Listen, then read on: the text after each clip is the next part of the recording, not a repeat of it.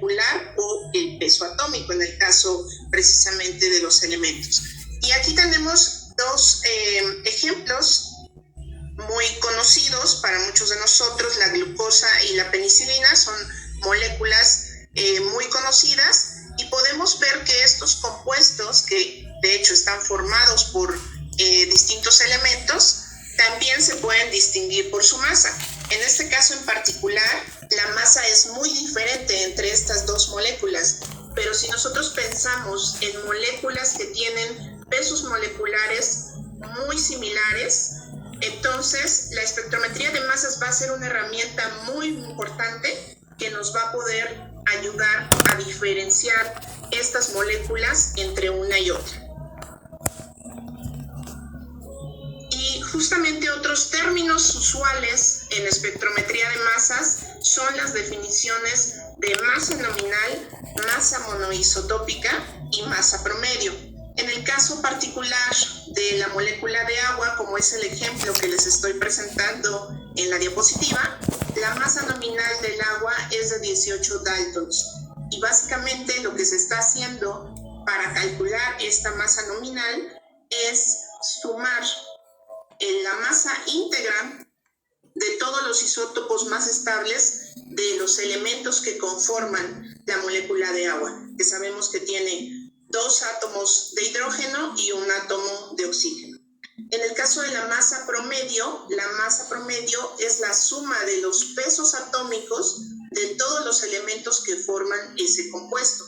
Entonces podemos observar para nuestro ejemplo de agua que la masa promedio es ahora 18.01528.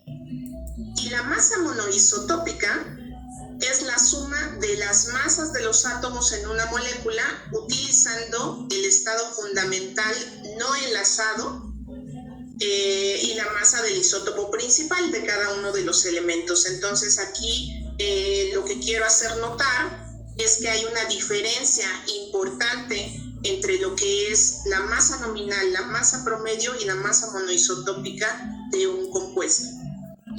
Un ejemplo de esta diferencia en cómo reportamos la masa es el ejemplo de la lisosima. La lisosima, que es una proteína que está conformada de 1951 átomos, podemos observar que sus valores de masa nominal, masa monoisotópica y masa promedio son pues muy cercanos, evidentemente, pero no son exactamente iguales. Entonces, esto en un instrumento de espectrometría de masas, en un espectrómetro de masas, se puede diferenciar.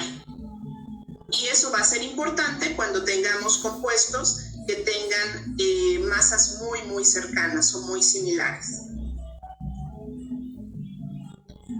Y a grandes rasgos, los pasos fundamentales del procedimiento de espectrometría de masas típico va a ser primeramente algo muy importante, porque si no se logra formar los iones, entonces básicamente no tendría éxito la técnica de espectrometría de masas. Entonces el primer paso y más, digamos el principal, es la parte de ionización.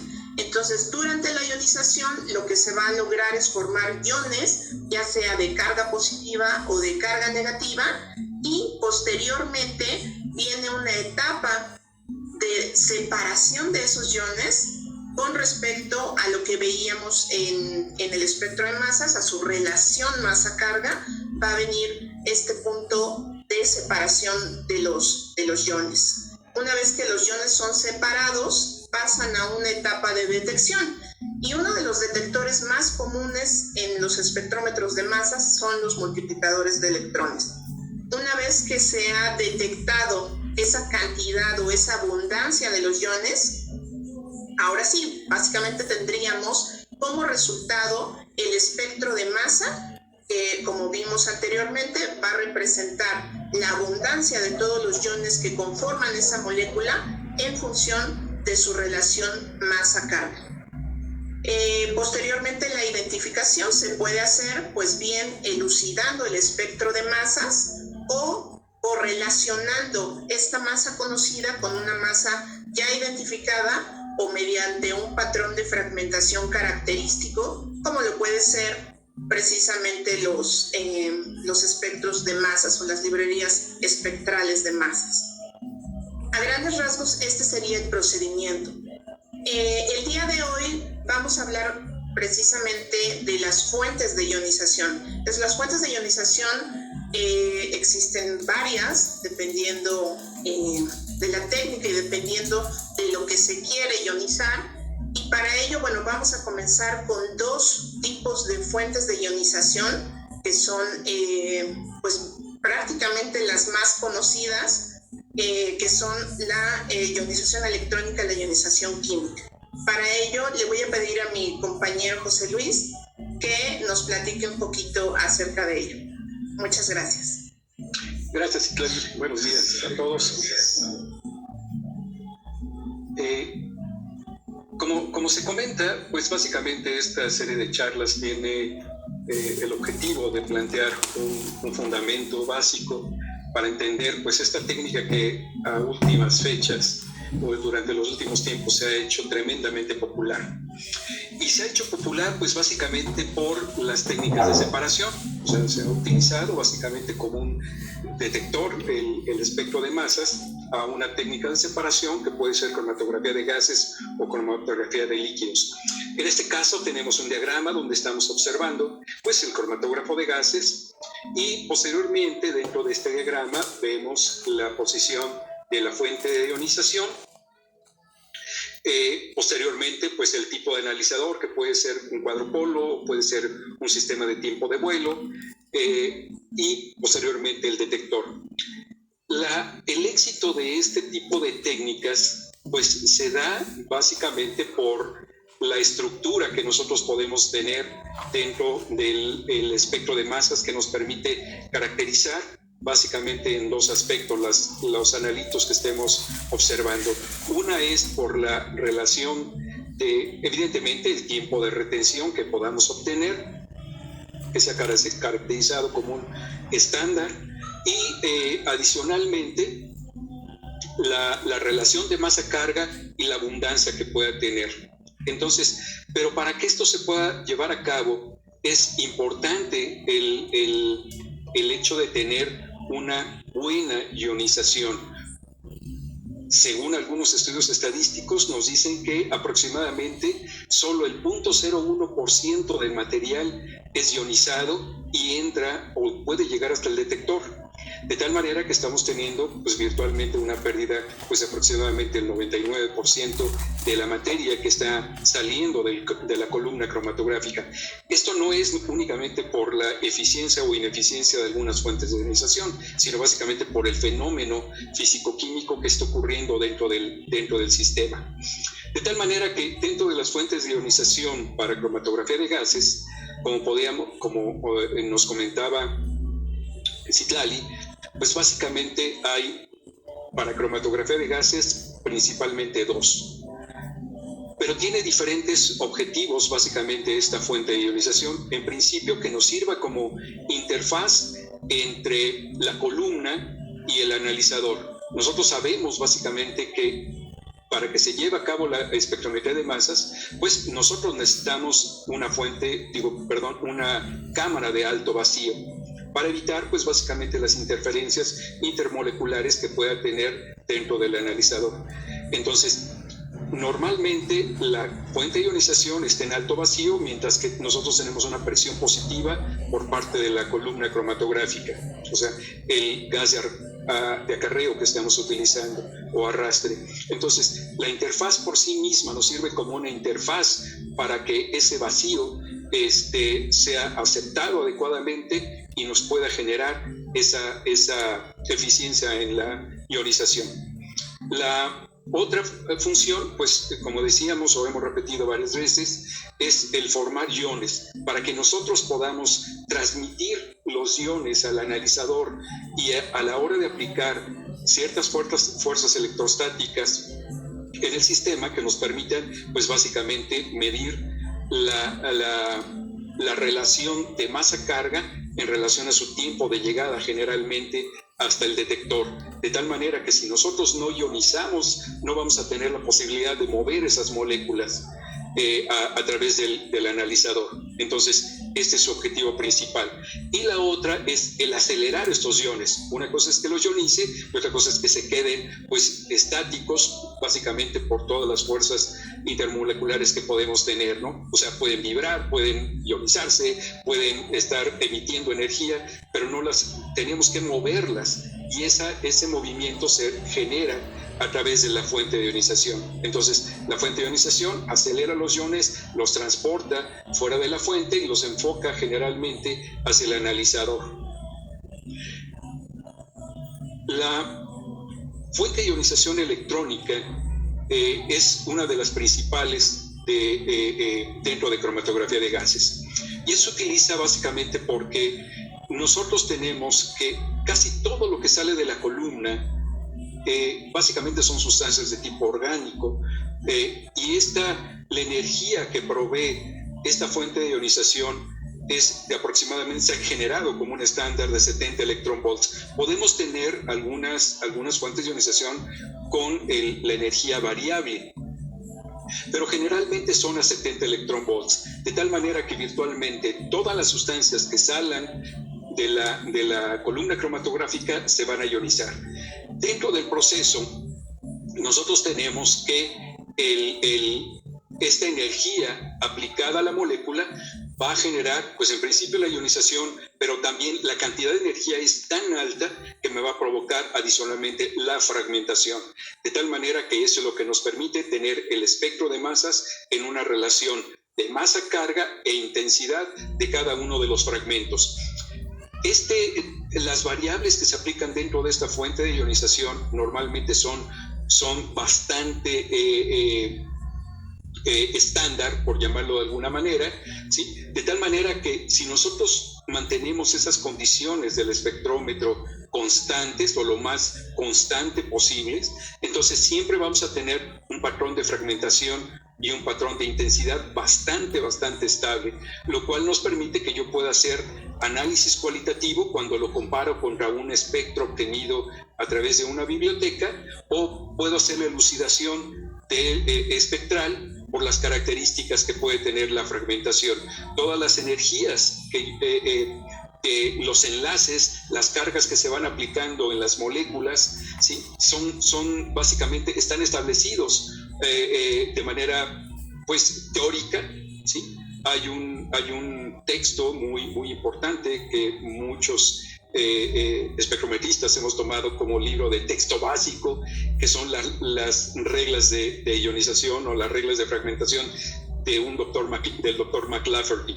De tal manera que esto nos permite que nosotros podamos hacer la elucidación de acuerdo a la fragmentación, y de esta misma manera hacer el cálculo o hacer la correlación de la estructura de las moléculas. De tal manera que este es el objetivo principal de este tipo de técnicas, hacer análisis cualitativo. Pero también si la intensidad es constante, de la señal me refiero, y la podemos nosotros graficar en una relación de concentración-intensidad, pues entonces también me va a servir para poder hacer análisis cuantitativo.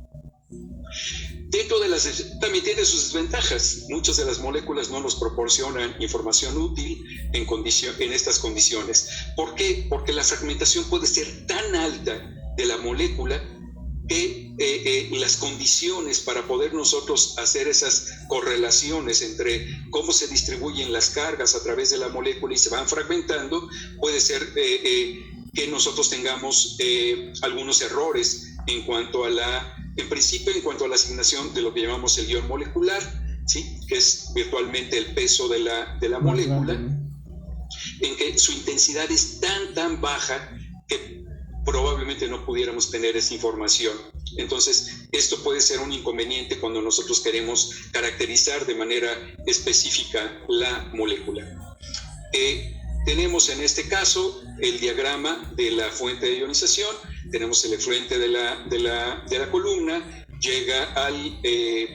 tiene contacto con la corriente electrónica que se está generando a través de un filamento, y en la parte posterior tenemos lo que llamamos el repeller.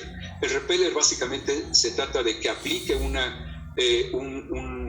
voltaje en una polaridad dependiendo del modo de análisis que querramos, si es positiva o negativa. Si es positiva, los iones se van a repeler hacia el interior del sistema cuadrupolar. De tal manera que dentro de Agilent tenemos dos fuentes de ionización, una que le llamamos extractor y otra que le llamamos de alta eficiencia. El objetivo básico es básicamente la colimación de los iones para que nosotros podamos tener más eficiencia en la trayectoria de la formación de iones que se pueda generar. En el caso de alta eficiencia, básicamente tiene un electrodo adicional que nos permite que se enfoque más todavía la señal, y pues la regla del juego es muy simple: más iones en el filtro de masas, pues más intensidad de la señal vamos a tener. La diferencia de una a otra es que la extractor me sirve para propósito general, mientras que la de alta eficiencia, como su nombre lo dice, me sirve para trabajo de alta sensibilidad, con las implicaciones que pudiera tener. Y aprovecho la oportunidad para que los siguientes nos acompañen para ver esas características específicas. Otra de las ventajas que tiene nuestro sistema es que no utiliza prefiltros, de tal manera que la fuente de ionización se conecta directamente con el cuadropolo, lo que nos permite tener la menor pérdida posible de iones que se han transferido hacia el interior. Como decíamos, la ionización electrónica puede no ser apropiada para todas las moléculas, de tal manera que hay otra fuente de ionización, que es por ionización química, en la cual nos permite básicamente dos cosas. Una, es un tipo de fragmentación suave, o sea, no me genera tanta energía dentro de la fuente de ionización, que nos permite, pues básicamente, que nosotros podamos tener menos energía dentro de la fuente de ionización, limitar la fragmentación y adicionalmente que nos permita también conocer generalmente el ion molecular. Para que esto suceda, normalmente se adiciona un gas reactivo que a la hora que se ioniza este gas reactivo, generalmente metano o isobutano o amoníaco, genera pues básicamente una protonación, y esa protonación básicamente me va a generar pues un ácido fuerte que va a reaccionar con la molécula y permite estabilizarla para que se genere que en lugar de la reacción sea provocada por los electrones, sea provocada por la protonación. Entonces, nosotros aquí como ejemplo tenemos un espectro, cocaína, obtenida bajo ionización electrónica. Vemos que la fragmentación tiene características especiales, el ion molecular, los iones característicos, pero tiene muchos fragmentos en un momento que nos puede generar que yo pueda o no diferenciar adecuadamente alguno de las características que tiene este espectro o este compuesto. De tal manera que si yo utilizo ionización química con metano, me permite en principio estabilizar el ion molecular, tengo mayor intensidad, pero ahora voy a tener lo que se llama el pseudo-ion molecular. Va a ser la masa más 1, o sea, el protón del hidrógeno. Entonces su masa me va a dar 304. Y tengo los fragmentos también característicos de la cocaína. Si yo utilizo isobutano, el isobutano aplica menos energía a la fuente de ionización, lo que nos da como consecuencia menos fragmentación, pero incremento selectivamente el ion molecular, de tal manera que me permite que yo pueda en algunas ocasiones hacer trabajo de alta sensibilidad utilizando la ionización química. Dentro de las ventajas que puedo tener, bueno, ya las mencioné. Normalmente es una técnica de ionización más suave, me da información generalmente del peso molecular o del ion molecular, tengo menos fragmentación y puedo aumentar la sensibilidad, puedo incrementar la selectividad y producir más información acerca de la molécula. Las desventajas: la falta de fragmentación me puede dar errores en cuanto a la caracterización de la molécula.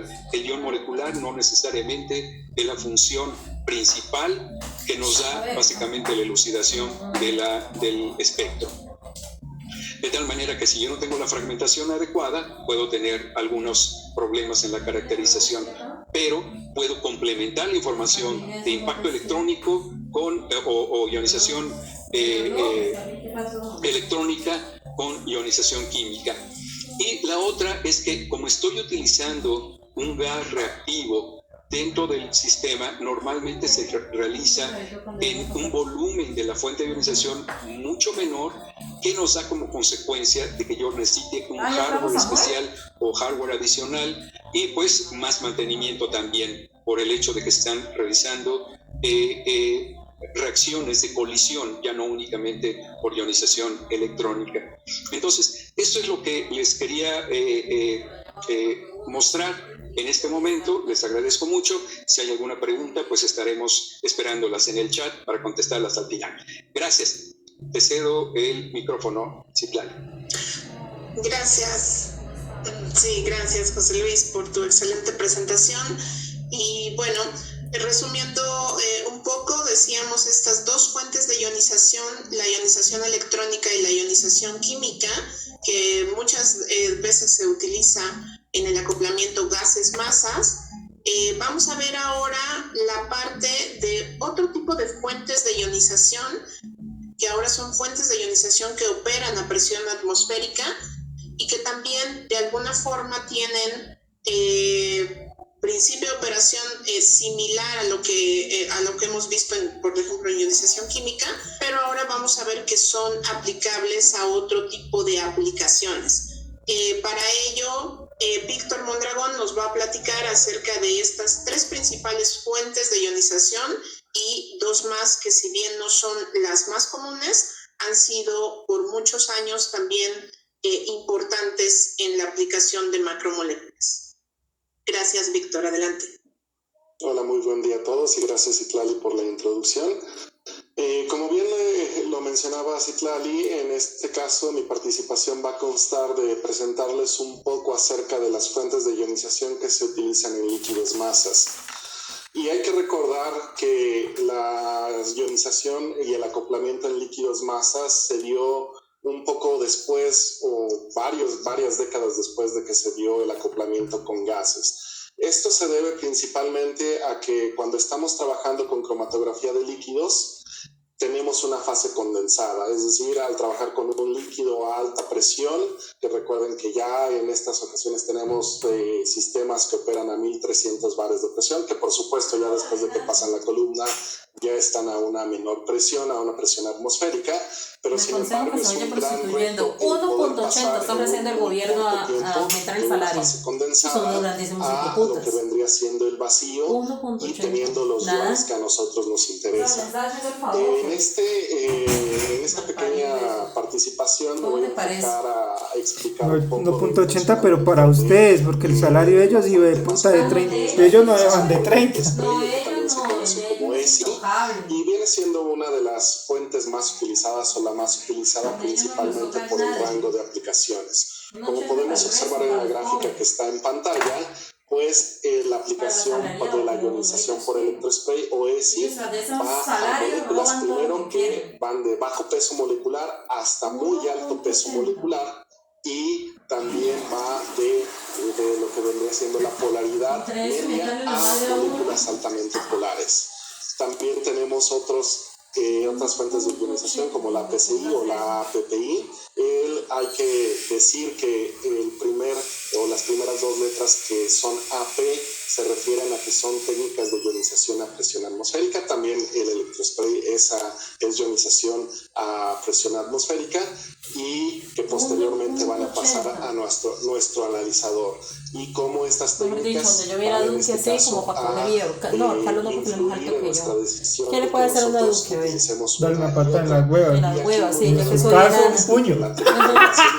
Si esa era la patada, no me dan. Los analitos no polares y de bajo peso molecular. No ese para que lo hagan chicharrones, hijo de puta. Ahora, ¿sí o no? con respecto ahora sí a se murieron la las flores. ionización de electrospray, ya les comentaba que es una de las técnicas o de los acoplamientos de ionización más utilizados en líquidos masas. Se le conoce como una técnica de ionización suave, ya que no produce una fragmentación.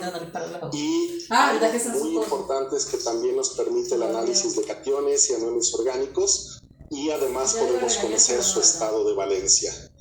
El electrospray también con respecto a una diferencia con gases masas, donde en el momento que nosotros inyectamos una muestra o un analito al cromatógrafo de gases, una de las características que debe de tener es de que sea termoestable. Entonces, en el caso del electrospray, una gran aportación que tiene es de que si nosotros contamos con moléculas que son no volátiles y además son termovolábiles, esta vendría siendo una de las mejores estrategias para poder analizarlo. Y otra, con respecto al rango de masas en donde podemos aplicar esta fuente de ionización, pues viene siendo en las macromoléculas, ya llamémoslo biopolímeros, proteínas, anticuerpos monoclonales, etc. Entonces, algo que quiero que observen en las fotos que están de apoyo en esta diapositiva es que nosotros vamos a tener un eluente que viene de nuestro cromatógrafo de líquidos, y algo que vamos a tener en esta pequeña punta, en esta aguja, pues viene siendo una nebulización. Entonces lo que vamos a hacer es primero dispersar, generar un spray para ir poco a poco eliminando ese solvente que al final nosotros no lo queremos en nuestro análisis. Ahora, ya pasando un poco a la parte física, y que algo que me gustaría de que ustedes pudieran identificar, al menos en nuestros modelos, dónde está la fuente de ionización, un diagrama una foto de la fuente de ionización. Ahora sí yo digo, vamos a ocupar todos los que están empleados, todo el mundo paro. Ahí sí. Ese que se quede paralizado esto y mira qué hace. Vamos a llevar a cabo la ionización. No, imposible, es un país tan caro donde la moneda no vale nada y todo se encareció terrible con ese paro. ¿Sí o no? Y en la parte superior nosotros tenemos esta aguja que presentaba en la diapositiva anterior. Entonces recuerden que para generar esa nebulización o esa spray, pues ¿de qué nos ayudamos? Primero nos vamos a ayudar de una corriente de nitrógeno, un gas de nebulización que comúnmente o siempre es nitrógeno, y además va a tener de una presión, va a tener una temperatura alrededor de 400, 500 grados centígrados para que nos ayude en el proceso de la eliminación del solvente. Y además se va a contar con la característica que mi hermana vino con la niña y con el niño. Un voltaje. Estos voltajes pueden ir ella no se va a quedar, se va a ir. Se va a quedar allá, él no quiere quedarse acá. Me toca por lo menos ir a mirarlo, pues, porque ni eso. En este caso, ionizar. Ahora, si nosotros nos vamos a la parte inferior de nuestra diapositiva, en donde podemos observar estas pequeñas gotas que se están formando en nuestro spray, vamos a comenzar a notar que hay partículas o cargas negativas tanto como positivas.